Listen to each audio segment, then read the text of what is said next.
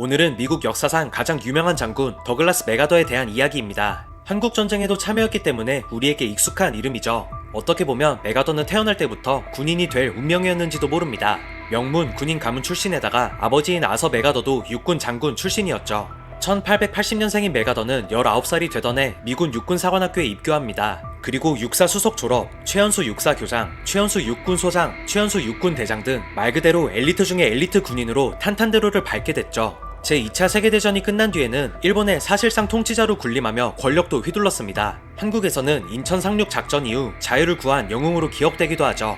그런데 이런 그가 자국 대통령에게 해임당하는 사태를 겪게 됩니다. 그는 정말 영웅이었을까요? 아니면 전쟁을 사랑한 야망가였을까요? 지금부터 더글라스 맥아더라는 인물을 둘러싼 빛과 그림자, 그 이면을 파헤쳐보겠습니다. 1945년 8월 15일, 일본이 무조건 항복을 선언합니다. 수백만 명이 죽고 도시가 불타고 천황이 마이크 앞에 나와 패배를 인정하는 순간 세계는 새로운 전후 질서로 재편되기 시작하죠. 그리고 그 혼란의 중심에 단 한 명의 장군이 있었습니다. 바로 더글라스 맥아더. 연합군은 전후 일본을 안정시키고 민주화시키기 위해 연합군 최고 사령부를 세우고 그 총사령관 자리에 맥아더를 임명합니다. 맥아더가 도쿄에 도착한 이후 일본의 권력은 통째로 그에게 넘어갔습니다. 군대를 해체하고 전범을 재판하며 천황제를 상징적인 존재로 만들고 심지어 일본 헌법을 만드는데도 깊이 관여했죠. 말 그대로 모든 개혁의 중심에 서 있는 인물이었습니다.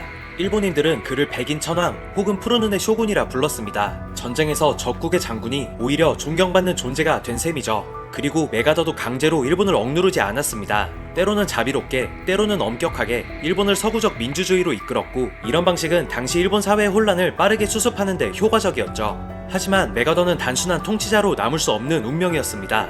그는 여전히 군인이자 전략가였고 세상이 전쟁으로 흔들릴 때마다 자신의 이름이 불려야 한다고 믿는 남자였습니다. 그리고 그렇게 그가 다시 전장 한가운데로 호출되는 순간이 찾아옵니다. 1950년 한반도에서 말이죠. 1950년 6월 25일 새벽, 북한군이 38선을 넘어 남한을 기습 침공합니다. 압도적인 화력과 병력, 불과 사흘 만에 서울이 함락되고 남한 정부는 대전, 대구를 거쳐 부산까지 밀려납니다. 그야말로 남한의 숨통이 끊어지기 직전이었죠. 바로 그때 미국은 유엔군을 파병하기로 결정합니다. 그리고 그 전체 작전의 지휘를 맥아더에게 맡기죠. 맥아더는 상황을 보고 이렇게 말합니다. 우리는 전쟁에서 진 것이 아니다. 단지 올바른 장소에서 올바른 작전을 하지 않았을 뿐이다. 그리고 그가 꺼내든 카드는 모두가 반대한 인천 상륙작전. 인천은 조수 간만의 차가 극심하고 해안의 소금 창고와 갯벌이 즐비한, 즉 상륙하기엔 최악의 조건들로 가득했죠. 미국 내부에서도 반대가 거셌습니다. 자살 작전이다. 실패하면 끝장이다. 하지만 맥아더는 확신에 찬 목소리로 말합니다. 나는 이 작전을 100% 확신합니다. 이 작전이 실패할 가능성은 없습니다. 성공한다면 전쟁은 단숨에 끝납니다. 1950년 9월 15일 새벽, 만조가 시작된 시간, 수십 척의 상륙함이 인천 앞바다를 뒤덮습니다. 적은 예상조차 하지 못한 방향에서 공격당했고 서울은 불과 2주 만에 다시 유엔군의 손에 들어왔죠. 이 한 번의 작전으로 전쟁의 흐름은 완전히 뒤바뀝니다. 남한은 다시 일어섰고 맥아더는 한국을 구한 영웅으로 떠오릅니다. 거리에 그의 초상화가 걸리고 사람들은 그를 신처럼 떠받들었죠. 하지만 그 신화는 오래가지 못했습니다. 맥아더는 선언하듯 말합니다. 이 전쟁의 종착지는 평양이 아니다. 우리는 38선을 넘어 통일로 간다. 당시 미국 정부는 조심스러웠습니다. 소련과 중국이라는 공산권의 반격 가능성 때문이었죠. 하지만 맥아더는 이를 단호하게 무시합니다. 그는 중국이 개입하지 않을 것이라 확신했죠. 1950년 10월, 결국 유엔군은 압록강 인근까지 진격합니다. 북한은 거의 항복 직전이었고 전쟁은 곧 끝나는 듯 보였죠. 하지만 그날 밤 북쪽의 산맥 사이로 수십만 명의 병력이 움직이기 시작합니다. 중국 인민지원군 무려 30만 명이었죠.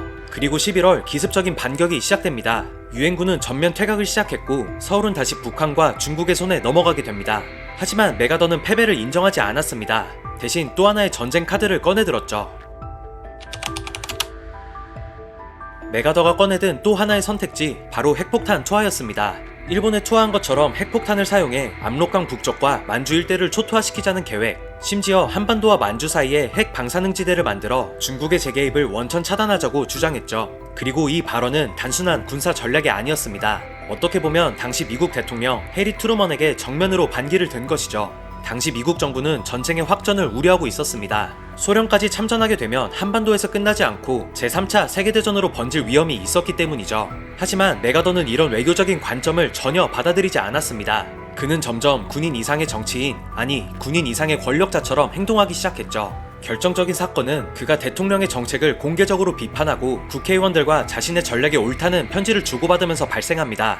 민주주의 국가에서 군인이 최고 통수권자에게 반기를 들고 대중과 정치인을 동원해 자신의 작전을 정당화하려 한 것, 트루먼 대통령은 더 이상 용납하지 않았습니다. 결국 1951년 4월 11일 백악관은 더글라스 맥아더를 전격 해임합니다. 미국 역사상 현역 전쟁 영웅이 해고당한 첫 사례. 당시 미국 사회는 들끓었습니다. 수많은 시민이 트루먼 대통령에게 항의했고 심지어 탄핵하라는 구호까지 나왔습니다. 하지만 트루먼은 이렇게 말했습니다. 나는 맥아더보다 크지 않다. 그러나 나는 헌법 위에 군인이 있어서는 안 된다고 믿는다. 그 후 맥아더는 고향인 샌프란시스코로 돌아옵니다. 미국 전역에서 수십만 명이 그의 귀환을 환영했고 그는 의회 연설에서 이렇게 말합니다. 노병은 죽지 않는다. 다만 서서히 사라질 뿐이다. 그 말대로 그는 더 이상 정치에도 전쟁에도 나서지 않았습니다. 그리고 그는 서서히 역사 속으로 걸어나갔죠. 더글라스 맥아더, 그는 전설적인 지휘관이었습니다.